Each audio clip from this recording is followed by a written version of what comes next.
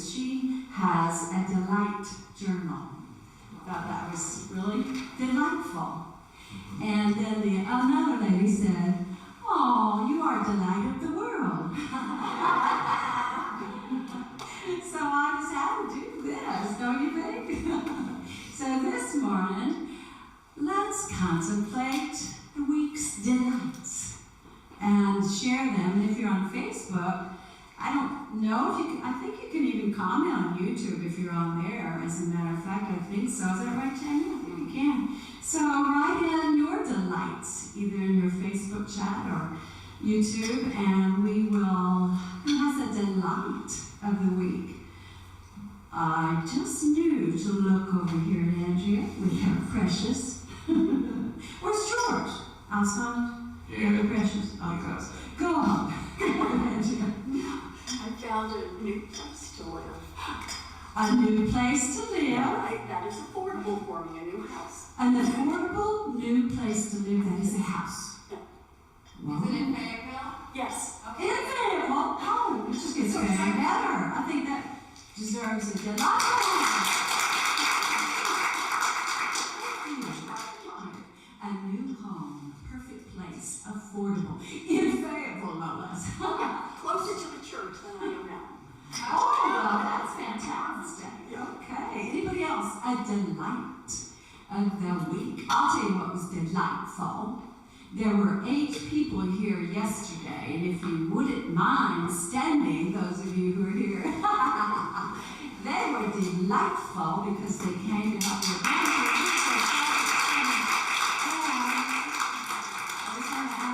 Crystal brought us chili, and so for potluck, for those of you who will be pulling out potluck, we still have some that can be heated up in the refrigerator as well. And to walk into our 2 storage rooms in our shed is a delight. And I mean that seriously, because we can actually get in there and not trip. No tripping. So one more delight. Thank you guys for being here. And it definitely was fun, wasn't it? It was nice. We didn't push it too hard, didn't pick up too much. Some of us weren't allowed to pick up anything, but anywho. Anymore, oh, Chrissy's got delight. The flowers that have popped up in the front of our building are so pretty and happy. Yes, our springtime jonquils and daffodils out front, and I brought a few in for the front here as well. They are lovely, sneezing or not. They are still lovely. All right, so let's breathe into all those delights. And maybe your own delight could come up and raise your vibration, because it is something that is absolutely possible. Delights are most palpable. Last week we talked about our happiest moments and just that general idea of bringing up joy. So we're breathing into our delights. And so I had to run home real quick before the service started. So we're going to do something different. When I was driving to my house, the church just down the way, they had a EMT had just pulled in there while I was driving by. And here we are in our own little church, but to have the EMT come and visit you during your service, because the parking lot was quite full. So I'd like us to lift up all the people, those especially that had to have the ambulance and the firefighters come to take care of them. They're just down the road from us. So let us just hold them for a moment in healing prayers and see them, the caretakers, those around them. Lost my mic, Tammy.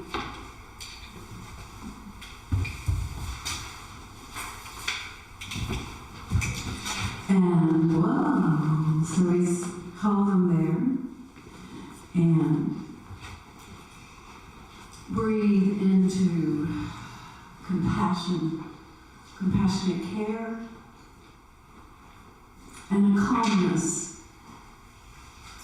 and a letting go, and an ability to keep moving, whatever was going on, whatever the challenge. And we see them there, lifted into the arms of wholeness, completeness.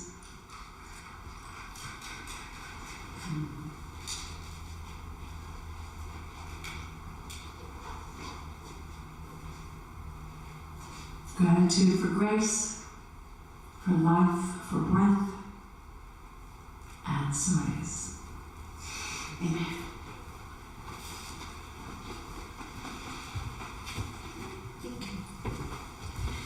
All right. Do we have any? How about a song?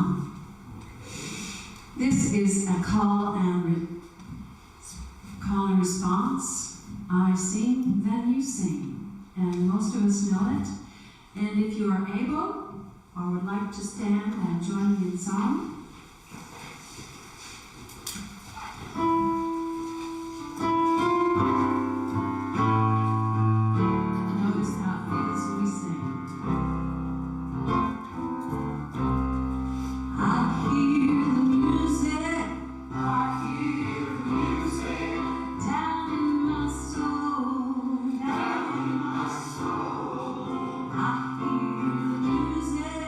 I hear the music.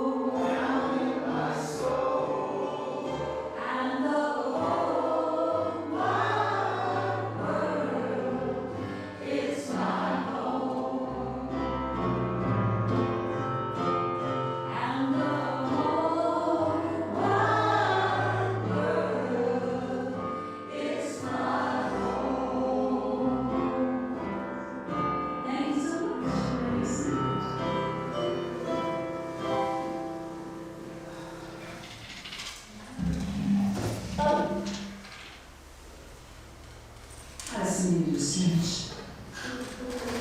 Notice how you feel. Want to share?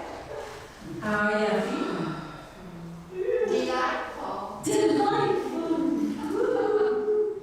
Calm. Calm. That's I feel good. good. That's good. And if you don't feel good, that's okay too. Just notice it. Our daily word for today, I got from February 24th, 2016. Not far off. And it is identity. If you will say our affirmation together, I express the qualities of my sacred identity. My face and my name make up part of my identity, yet there is so much more to me. The conviction of my beliefs, what I hold in my subconscious mind, feeds my perspectives, habits, thoughts, and body. How I experience life is by what I determine, what I hold in mind. My real self is a spiritual being, loving, wise, and compassionate. The Spirit of God is the heart of my being. I choose to focus on my spiritual essence. My vitality awakens my youthful energy and brings it forth from the power of my mind. My spiritual identity lives from within to the outer through my thoughts, words, and actions. My true self has meaning and purpose. And today's scripture from Colossians 2:6-7. As you therefore have received Christ Jesus the Lord, continue to live your lives in Him, rooted and established in faith.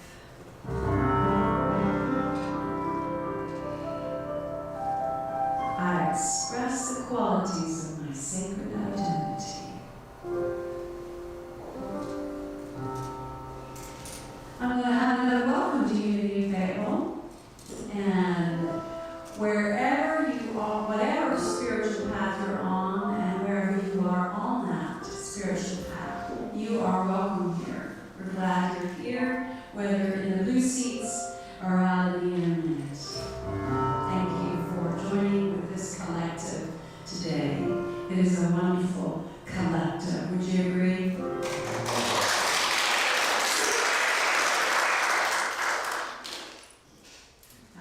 Reasons to blow my nose every once in a while.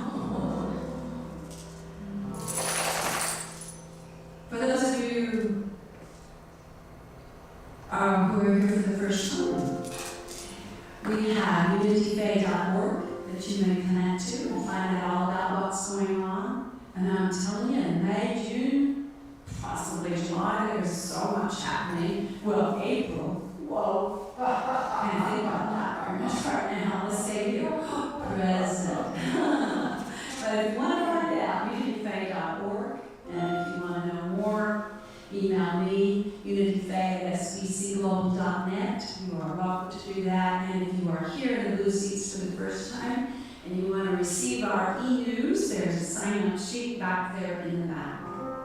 And I will get you hooked up. As we speak of God today, consider what is that to you. Words are hard to express that what God is. You can mostly just know. Beyond experience, beyond feeling, beyond all that.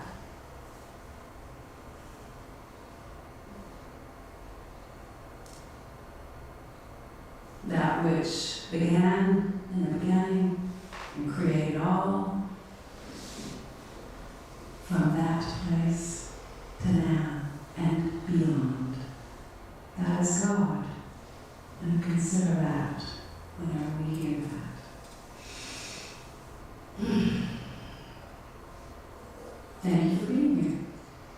about another song. It's another call and response. And it's about delight. I am delight. Only I am thought. But if you want to say I am delight in this song, we probably could get away with that. It's a call and response. Most of you know it, so I help those who are new here with that song. And if you are able and care to, please stand and join us.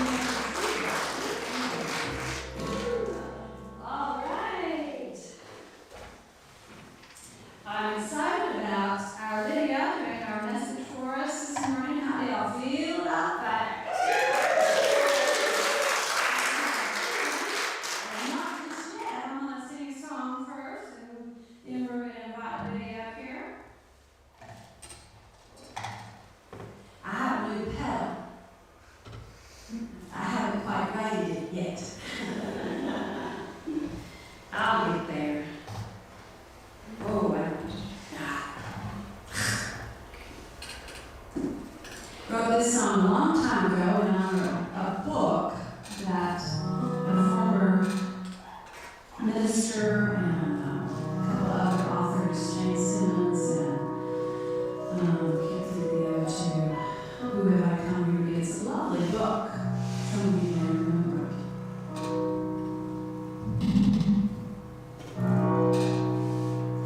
Who have I come here to be today? Who have I come here to be? I will bless this of my heart with the answer I will start. If who I have come here to be.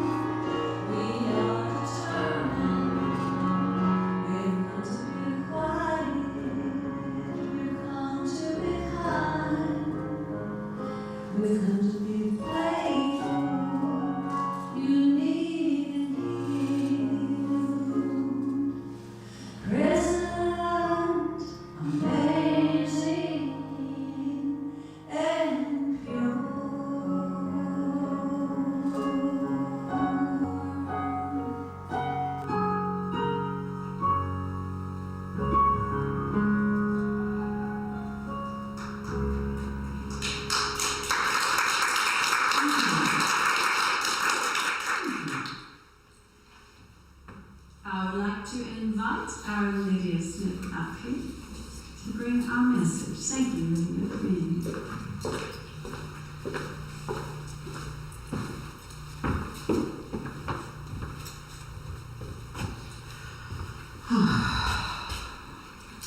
Good morning, everyone. Good morning. I am called Lydia, and I am delighted to be bringing you a message today about the subject of identity.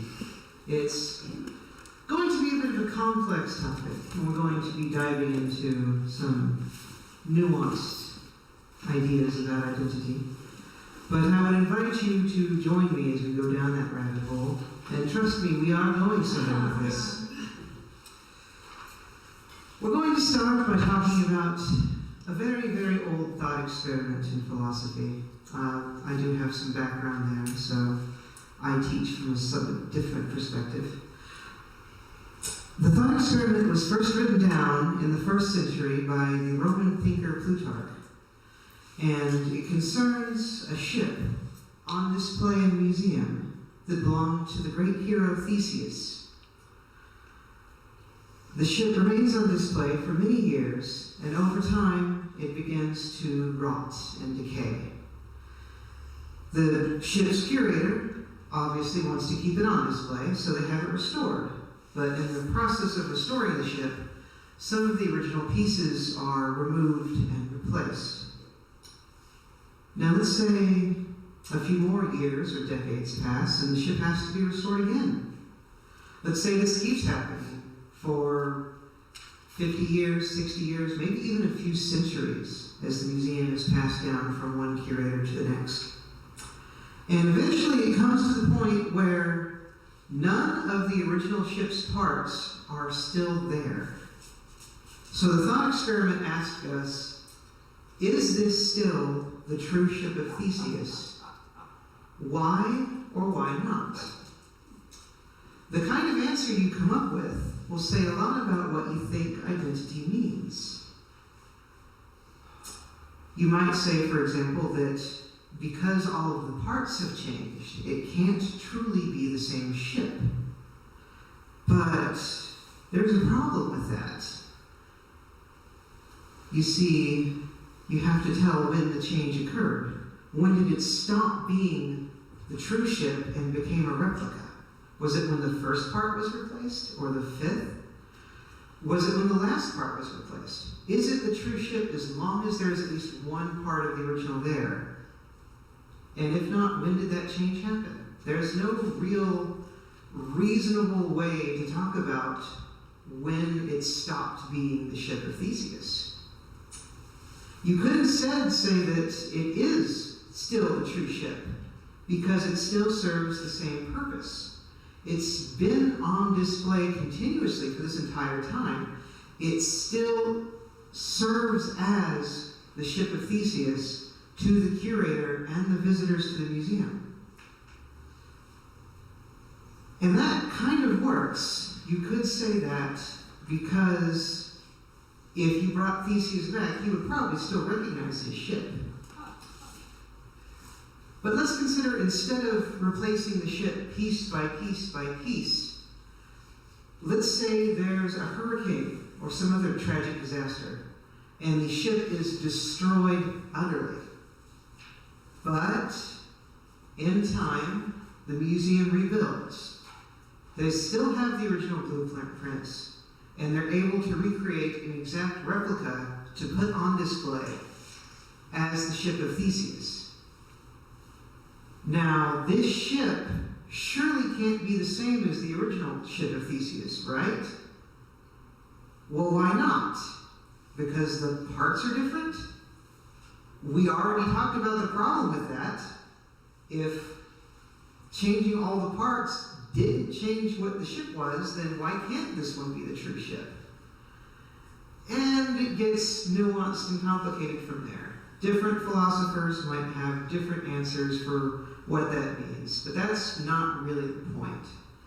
The point is to talk about why this ship is or isn't. The point isn't even to talk about whether this is the true ship or not. Because when you get right down to it, what I've come to talk to you about today is not a ship, It's us. Because if it's this difficult to nail down whether a ship is the same ship we say it is, or whether it's different, then how much more complicated must people be? What makes me, me, or you, you? Is it the physical body that separates us in time and space? Well, you immediately run into the same problem with the ship. If it's your body, if it's the physical parts that make that up, those are constantly being replaced. You don't even realize it happening, but you don't have the same skin or the same blood you did last year. And it's a common myth that every cell in your body is replaced every 7 to 10 years. This isn't quite true, but most of your body is constantly being renewed and replaced. And it's such a microscopic, minuscule process that we don't know it happening. But our minds will tell us that our identity is consistent.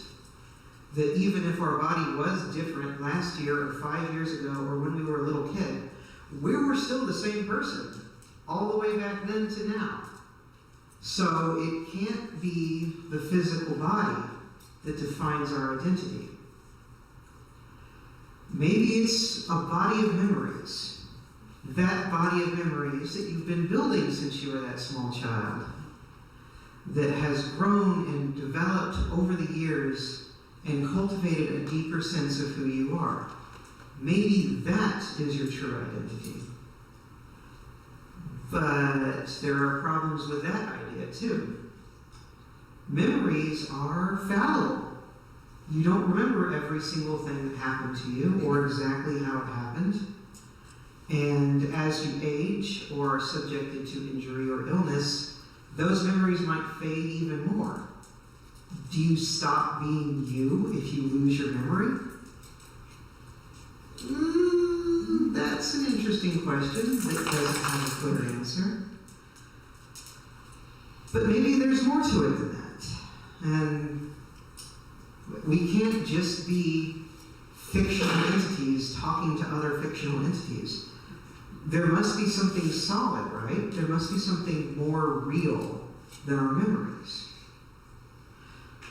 Well, maybe it's not something we can pin down and point to and say, this is your identity, this is it, or this is it. Maybe it's relational. Maybe the best way to understand identity is to look at our relationships to other people, to the culture we're born into, and understand us by looking around us. You can suppose the existence of a person named Bob, who's married to a woman named Deborah, who has parents named David and Margaret, who has a son named Kenny, who works a job at a place. And we can say an awful lot about who Bob is without being able to pinpoint Bob's identity. But those relationships can change. Deborah might want a divorce. One of Bob's parents might pass away. Bob's place of work might shut down and he might lose his job. And if we're only defining Bob by those relationships, does Bob stop being the person we thought he was?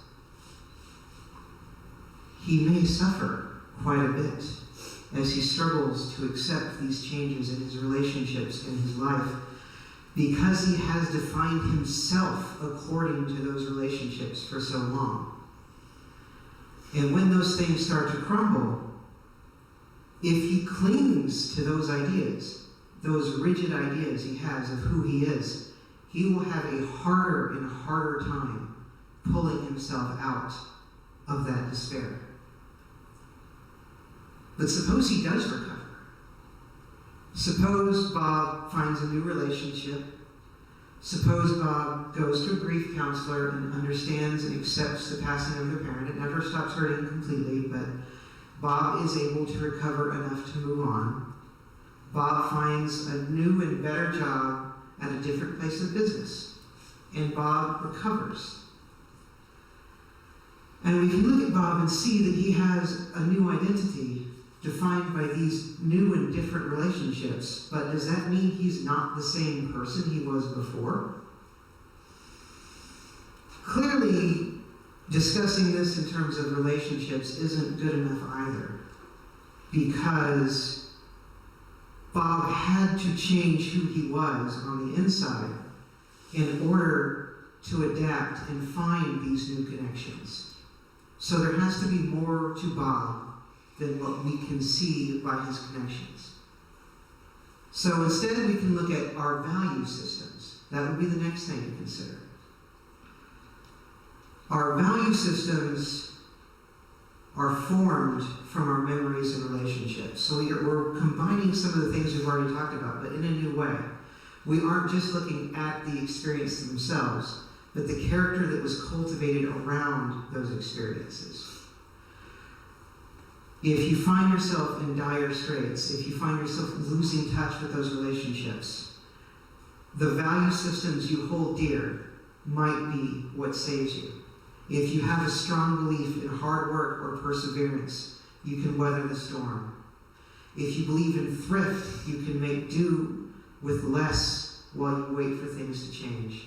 If you believe in risk-taking, you could take some daring venture that catapults you out of this place of despondency, or makes it worse, but that's not what we're talking about right now. If you believe in trust and support, you can find the people to help you pull yourself out of this place. These value systems are what enables someone going through these dark times to keep going. But most of us don't have completely perfect value systems. And our value systems can backfire. Even our good ideas, our good, positive, helpful values can backfire in the wrong situation. A belief in hard work or thrift can help you through hard times, but they can also keep you locked in a cycle of poverty and grueling, difficult work that never really pays you enough to help you get out of where you are. As I alluded to before, a belief in risk-taking can lead you into a catastrophic situation where you make everything worse by daring to take that risk. A belief in trust can backfire when the people you trust betray you. Even these value systems can betray us and leave us trapped further in the cycle of despair. And for many of us, our value systems aren't just about those positive qualities, because the characters we carry formed around trauma and suffering we experienced from a very young age. That trauma and suffering leads us to adapt patterns of vengeance or avoidance or addiction or self-loathing that keep us locked further and further away from being able to recover from a catastrophe. And if our value systems are tainted like this, if that's what's controlling us, are we doomed? When something happens to set us off course and all we have to fall back on are these value systems, and they're not good enough anymore.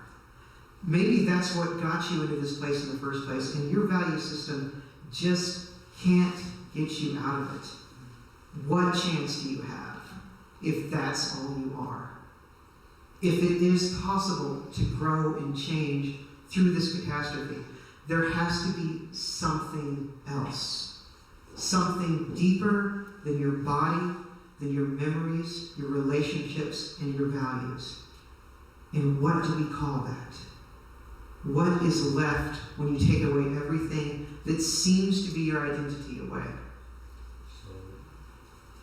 Some of us may call it God, or spirit, or the soul, or the true self, or potential. And that's the word I want to use today, is potential. When you take everything else away, you still have the potential to change and grow. But that comes from the understanding that you are not these surface level things, that will control you if you let them. You are more and less than the character you carry around. You are potential, and you can do anything when you live from that place. You can come to an entirely new understanding of who you are. You can come up with creative solutions. You can move mountains. You can find people that you can truly trust even when you've been betrayed. And you can forge a new identity that is yours. And this is the part where I talk about myself a little bit. Because most of us have been where Bob has been. We've lost something so dear to us that it destroyed our sense of who we were. And we had to rebuild. And most of us are going to face challenges like that again. And I have faced such a challenge myself. In 2015, my mother passed away after a battle with cancer. And I did not know who I was or how to move on. That relationship with her was the most foundational relationship of my life up to that point, and it was gone in a day. I wallowed in despair for a few years. I kept the lights on, I kept the rent paid, but I didn't do much more than that. My mental health was in a critical state that I was so numb to my suffering that I didn't even try to find help. I was locked in a cycle of despondency. I couldn't see anything I wanted enough to change and grow out of this nightmare situation because I didn't know who I was. I did not know how to move on after she was gone. I tried. An opportunity arose, and I tried to forge a new relationship that I believed would turn my life around, that I believed would give me the chance to forge that myself into that better person I wanted to be, but didn't know how to be. And it failed. I could not save myself by forging a new relationship with someone else, because I was still neglecting my own identity. I was still trying to solve my problems by creating something outside myself. And I came to a decision point. I realized that the only way to live and create a life worth living, because I realized just living wasn't enough anymore. That was what kept me in despair, was that all I was trying to do was live. In order for me to create a life that was worth living, I had to heal. And to heal, I had to change. And to change, I had to understand what I really wanted and why. And that meant letting go of everything I thought I knew about myself. My memories, my value system, my relationships, all of it had to be set aside so that I could look at myself and be completely honest and unashamed of what I saw there. And what I did see would have knocked me on my butt a few years before. I did not see it coming at all. But I found something. I found who I wanted to be, and I saw that I could make that change. I could pull myself out of that despair if I accepted this new idea into my identity. And it required me to make a lot of changes. I had to change my name. I had to change the way I dressed. I didn't have to, but I wanted to. I wanted to change the way I dressed. And I had to completely rewire the way I thought of myself as a person. Because the old me there was no path forward for the old me anymore. It was a hollow shell that was dead on the inside, and it had to be let go. Now, I'm not saying everyone who faces a catastrophe has to go through a change like this. Your change was probably less drastic, and if you go through the change and stuff like this again, it will probably be different. But you do have to open your minds to the potential to be different than what you thought you were. The more you box yourself into an identity that came from outside, that was given to you by your culture, your family, your relationships, the more you attach yourself to those kinds of identities, the more rigid and unmoving you become, and the less you can adapt to the catastrophic changes that may come to you in your life. But if you live from the inside out, if you truly know and accept yourself on a deep, soul-deep level, you can overcome. You can find truth of yourself in chaos and disorder, and you can move forward.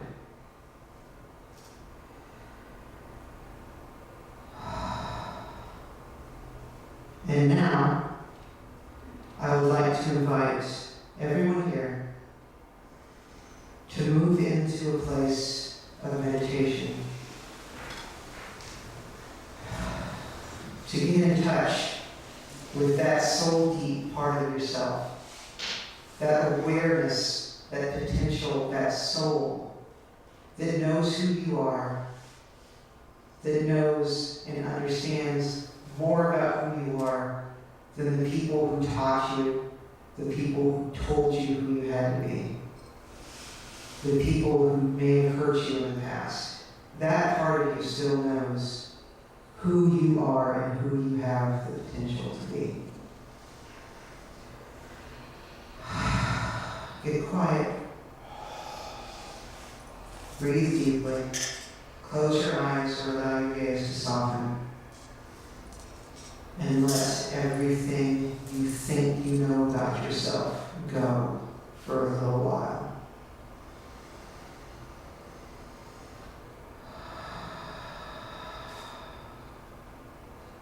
Mother, Father, Spirit,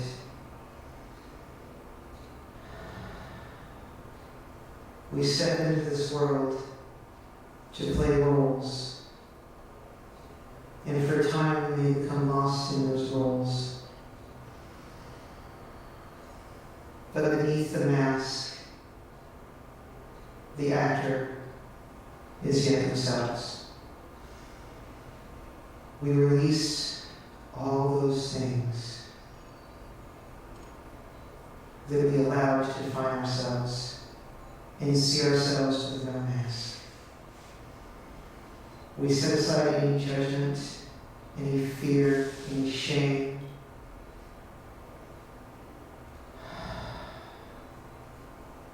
And we celebrate. And we see. And we know that no matter what chaos or disorder may visit us in the outer world, that we are yet whole, that we are yet perfect, that we are yet potential, that we may yet grow and flourish and know who we truly are.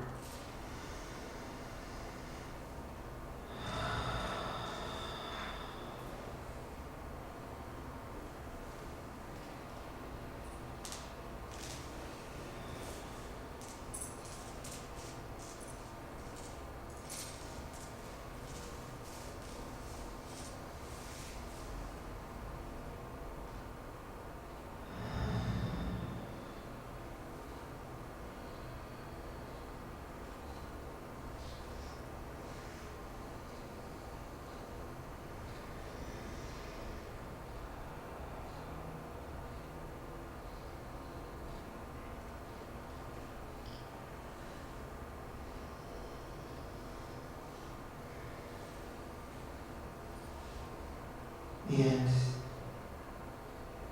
as we come out of this place of deep knowing, we return to the room, we experience our bodies, and know that we are in this place with each other. And we open our eyes, having glimpsed the truth of who we are. We are grateful to know that we are whole and perfect.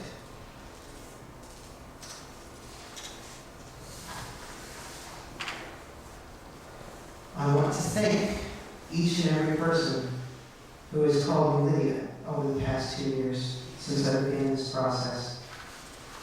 I am very proud to say that I was never afraid that this community would reject me for who I am or for who I am still becoming. I'm very, very proud to be a part of this community. And I'm very grateful that you called me that name. But what if I told you that change was not yet complete? Not long ago, I signed up for a virtual clinic to help me go through the paperwork to get my name legally changed. And the pressure of going through with that process and having it written down, having it official, having it legit, made me realize something. I don't want to carry that name forever.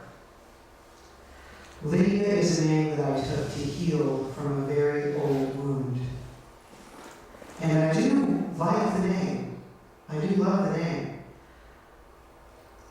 But that wound is healed. And I do not want to be named after something so painful for the rest of my life.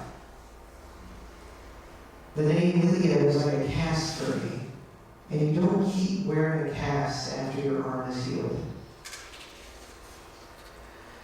So I have in my hand a certified copy of the court order for my name change. And the name Lydia is not anywhere on it. My new name is Aurora Rune Sage. This is a name I am not taking to heal. This is a name I am taking to grow.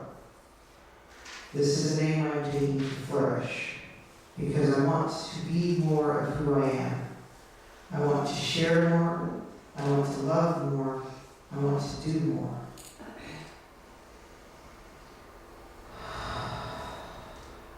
Is this then my identity? This name I've chosen for myself? Perhaps, or perhaps not. Perhaps identity can't be nailed down to something like a name that can be changed or taken away. Perhaps identity does run deeper than that. Perhaps identity is only, at its core, about potential, about that deep self who knows, who doesn't need to be told by the outside who they are. Perhaps that is where identity is found. Thank you.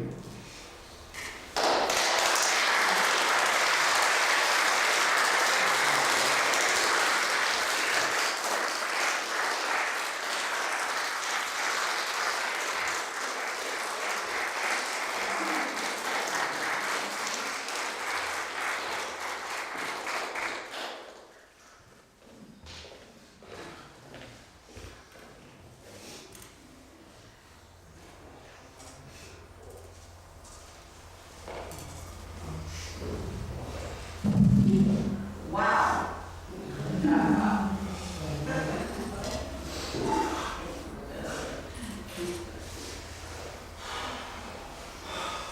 Thank you. Tissues all around. Thank you.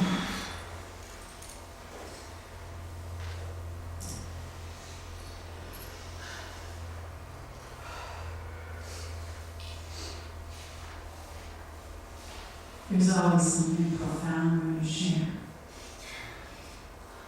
for everyone.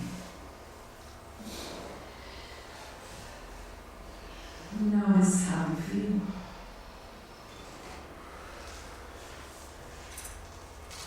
Even notice the vibration in the room. So we extend that out to those of you who are in.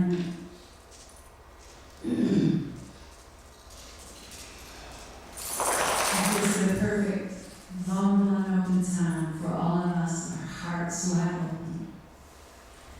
Such a sacred sharing to continue into our prayer time.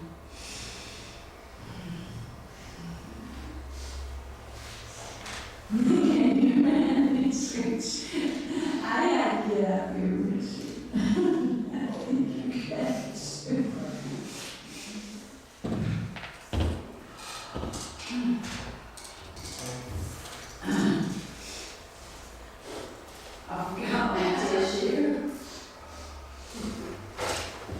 I'll be back.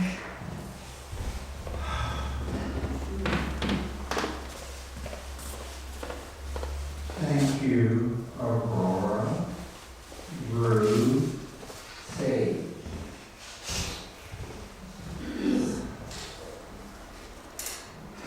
Amazing. And I know we all feel this energy. And we know the potential within us.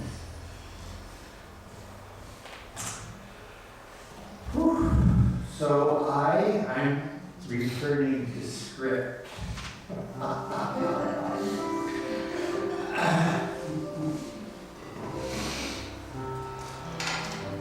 I invite you now to turn inward as we enter this time of prayer. Or maybe continue this time of prayer. There are prayer slips near you. If you do not see one, please raise your hand and the usher will bring you. Please include the first name of those you want our prayer team to hold in prayer, including your name if the prayer is for you. Affirmative prayer is the foundation of the unity movement. Affirmative prayer is the foundation of the unity movement. Meister Eckhart wrote, "If the only prayer you ever say in your entire life is thank you, it will be enough." Affirmative prayer reflects the certainty that we are each being led to our highest good, despite any temporary appearance. As Charles and Myrtle Fillmore learned and experienced, affirmative prayer brings about healing, prosperity, and spiritual awakening. When your prayer request is complete, take a centering breath, knowing that you are willing to release all of your concerns to Spirit. Hold up your request, and Sandra will bring the prayer box to you. Your prayer is my prayer. Your prayer is my prayer. Your prayer is my prayer. My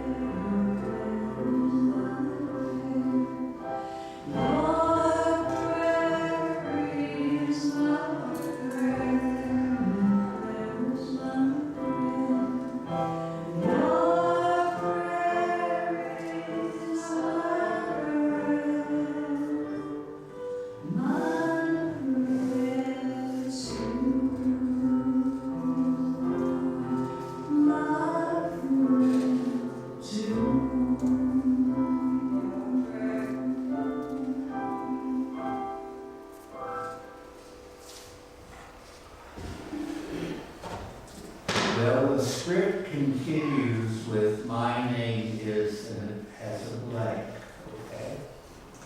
But my name is potential.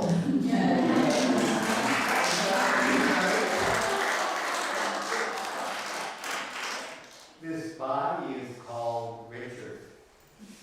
And it is an honor to support you in your prayer needs. Following the service today, Sandra and I will be available at the front of the sanctuary if you would like a private prayer time with us. Know that your prayer request, written or verbal, is a sacred trust and is kept in our confidence. And now, take a deep breath, breathing into the stillness of your heart. And together, we invoke the presence of God to move through at us, as us, in the prayers offered here today. And so it is. Namaste. Thank you.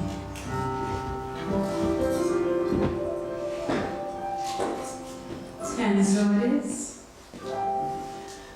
I invite you now to move into our time of principle, the principle of giving and receiving. I want to thank each and every one of you who continually supports this community called Unity of Fayetteville and all that we do with your love offerings, your tithes. And I want to thank you for all the different ways they come. There's so many more ways I can see the giving, and it's just a delight.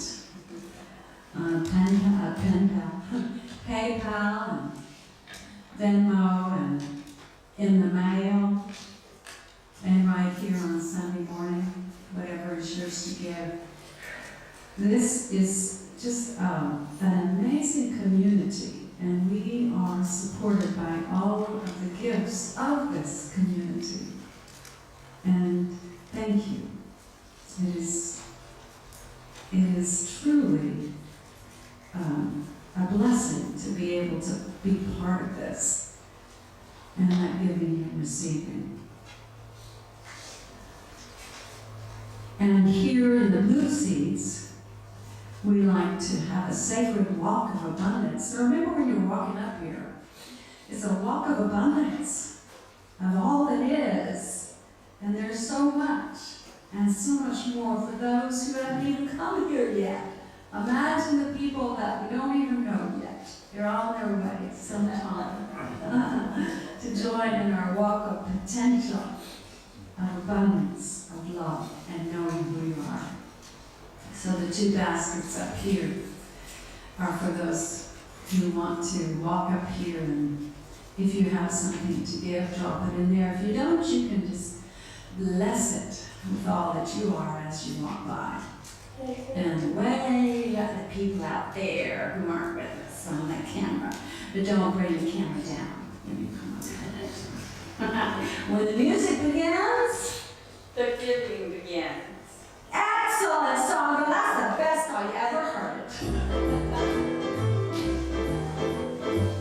I like to live in the joy of spirit. I like to live in the joy of love. I like to live in the joy of spirit. I like to live in love. I like to live in the joy of spirit. I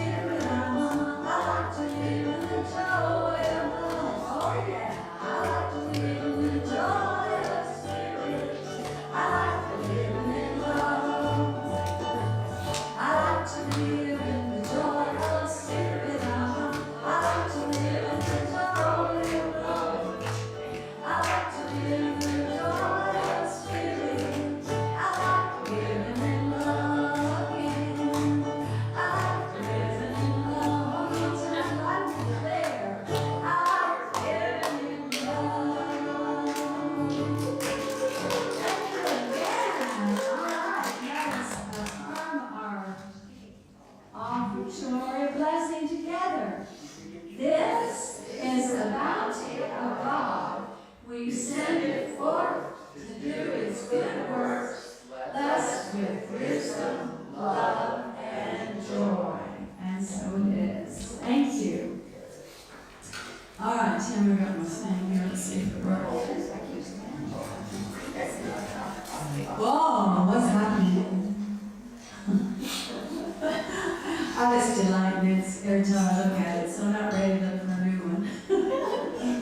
Can't you just visualize what they're saying? Oh. Maybe no more. Next Sunday, music and message genres bring the message and divine intervention is bringing the song. Yay! Oh, I had to cancel last time. I'm sick. I will be well. I am well. I'm delighted. Chrissy, do we need any more volunteers on our... Don't let me forget you, Richard. We have lots of opportunities to sign up. Adopt a meeting area. So see me after the service. See Chrissy after the Ready to service. Rightio, those of you who are ready to Small chunks. help beautify, have fun beautifying our space. And those of you who are in the internet land, if you're not too far away, just check in at Unity Faye at SBCglobal.net and we'll give you a plot. Good exercise.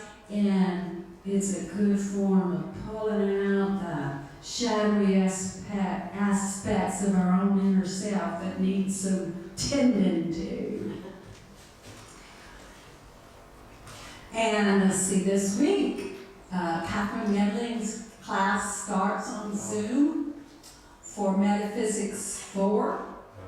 And if you have any questions for her about the class, email Catherine at silentretreatministry@gmail.com. She's in Branson today, so, but you can email and she'll let you know. And we had to put our Painting Planters Plus Planting Pizza Party. That's pretty amazing. Say that again. I did say Painting Planters Plus Planting Pizza Party. That's amazing, I think. Don't you? Oh, yeah. Thank you. I could do it 2 more times and wouldn't mess up, but I won't. We had to put it off because our teacher had some family something or other. So that's the second Sunday, not next Sunday. That's a big deal. It should be cool for our children. Are you today? We haven't had potluck in a while. Have we had it this year? Nobody knows. But today we're having pizza delivered. So I thought it would be a treat that I would treat you to just pizza. And then there were some lovely people who brought salads for us as well. And I'll just tell you now, it's a vegetarian pizza, that's just the way it goes, because I couldn't figure any of it out, so I just got them all the same. And they didn't do the kinds of things that we might need for specialties, so if you can't eat the crust, just eat the stuff off the top, that's what I'm doing. Or have salad. I hope. I think I saw some cake back there. Okay, that's that. Gosh, when is Lent going to be over? So, there are probably about 3 roundtables. If we had the roundtables up, I think we'd have enough tables. So, volunteers to set tables and chairs around. 1, 2, 3. Did I see another hand? 4. Okay. Now, the setting up of the room in the back to get the pizzas out, make sure they're cut. 1, 2, 3. We have the best people in the whole wide world, don't we? And then don't forget that we clean our own dishes. We put them in the dishwasher after we get rid of what's in them, rinse them off, put them in the dishwasher. Okie dokie? Righty.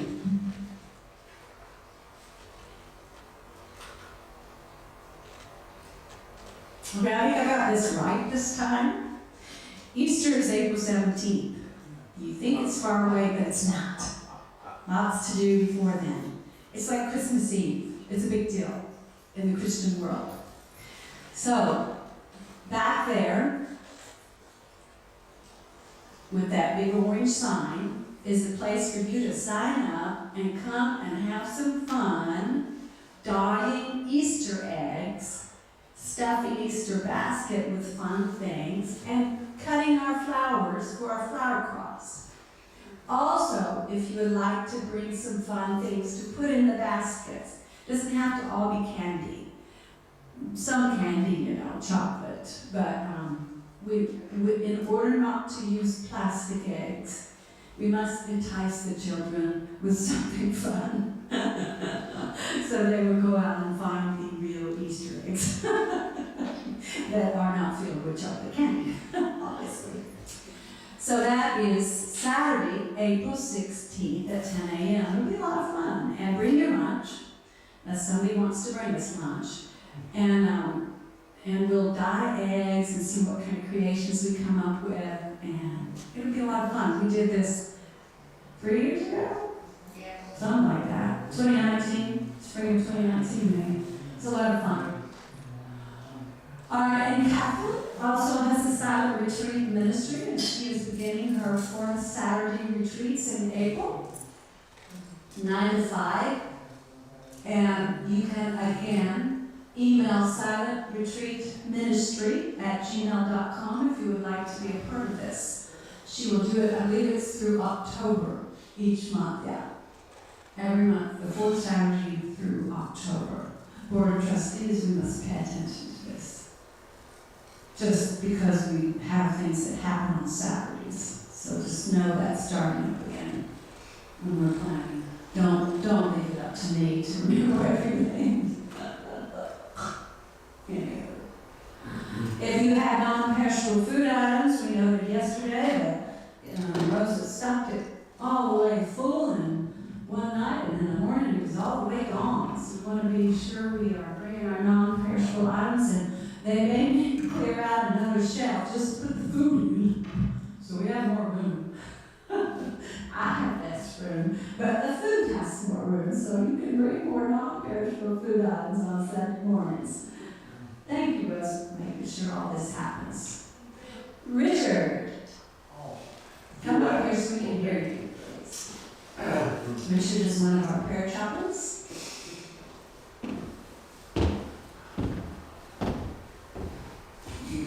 Yes, I'm one of the 4 prayer chaplains.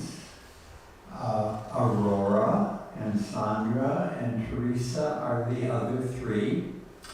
And if you're a member of the Unity of Fayetteville, you received a letter that had been approved by Reverend Annette and sent from Teresa, inviting the membership to consider becoming prayer chaplains.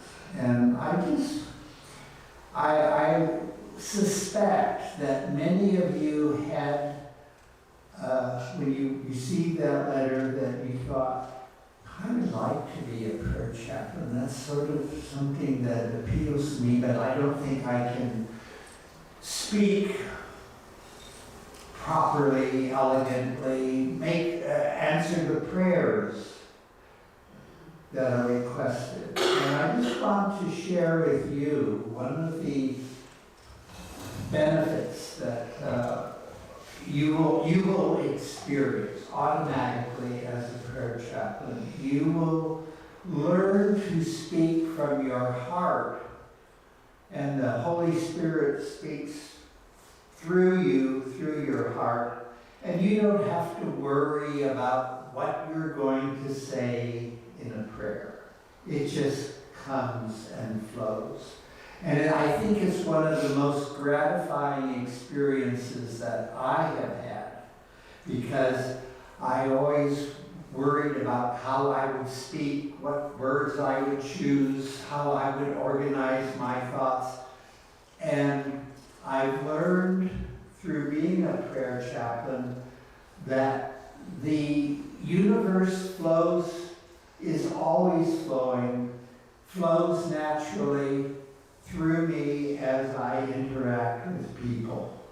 And it's such a rewarding experience that I don't have to be in charge of what I say because the Creator, the universe, is speaking through me. And I'm just so grateful, and I want to share that because if there are some of you that are interested in becoming prayer chaplains, but you feel that you don't speak good enough or you're concerned about how you would say prayers, just be assured, confident, convicted that indeed the words will flow through you and you need not be concerned. So thank you for, and if you are interested, Teresa is not here today. She's the prayer chaplain coordinator. So I would suggest you either speak to Rosa or to Reverend Annette. Thank you. Thank you. And there is plenty of training that comes before you're flying solo. And we do have one person who is potential for that, so we're excited. Thank you, Richard. It does sound daunting, but it is totally doable. Yes. So we're going to close now. Perfect timing for our pizza. Let's see where. No, it's not. So those people who are fixing up the place, get them done, is what I say. Get them done. Can you tell? Make a suggestion. Just suggested. So for ourselves, each of us here, for the Unity of Fayetteville Collective gathered here and online, for all beings everywhere, if you care to stand and join me in saying our prayer of protection, together, the light of God surrounds us. We are light. The love of God enfolds us. We are love. The power of God protects us. We are power. The presence of God watches over us. We are presence. Wherever we are, God is. We are divine. And for when we're done, grab your personal items quite quickly so we can move things around.